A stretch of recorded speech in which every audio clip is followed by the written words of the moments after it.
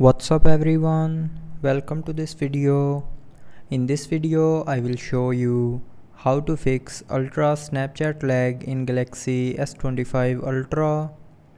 So to fix this issue, first of all try restarting your phone.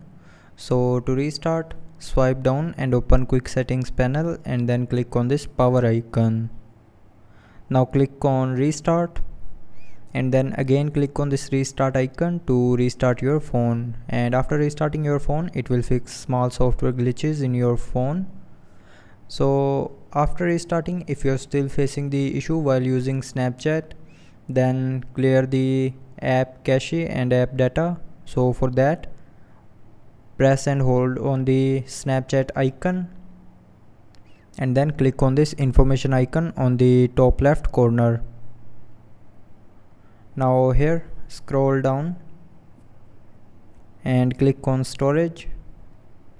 Now in storage, clear the cache memory by just simply tapping on this clear cache option.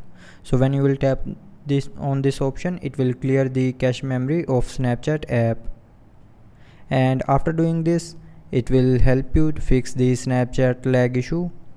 But if you are still facing the issue, then maybe you are running out of storage.